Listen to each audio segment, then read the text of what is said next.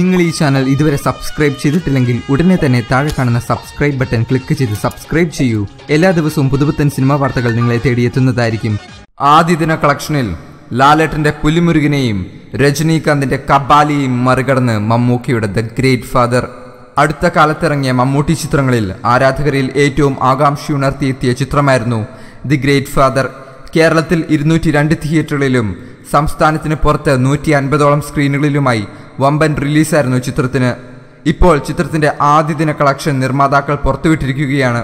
ചിത്രത്തിന്റെ നിർമ്മാതാക്കളായ August cinema നൽകുന്ന കണക്ക് പ്രകാരം മലയാളത്തിലെ എക്കാലത്തെയും വലിയ ആദ്യ ദിന കളക്ഷനാണ് ചിത്രത്തിന് ലഭിച്ചിരിക്കുന്നത്.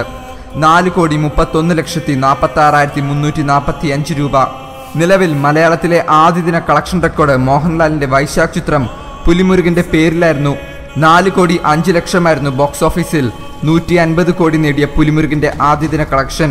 പക്ഷേ ഒരു തമിഴ് ചിത്രമായ രജനീകാന്തിന്റെ കബാലി കേരളത്തിൽ നിന്ന് ആദ്യ ദിനം നേടിയത് 4.25 കോടി രൂപയാണ്. ഇപ്പോൾ പുലിമുരുകന്റെ സ്ഥാനം 3ാമത്, കബാലിയുടെ സ്ഥാനം 2ാമത്.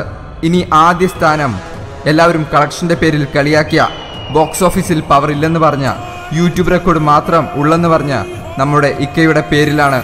4,31,00,000 രൂപയുമായി രജനീകാന്തിന്റെ കബാലിയെയും ലാലേട്ടന്റെ പുലിമുരുകനെയും മറികടന്ന് മമ്മൂക്കയുടെ ദ ഗ്രേറ്റ് ഫാദർ 1ാം സ്ഥാനത്ത്.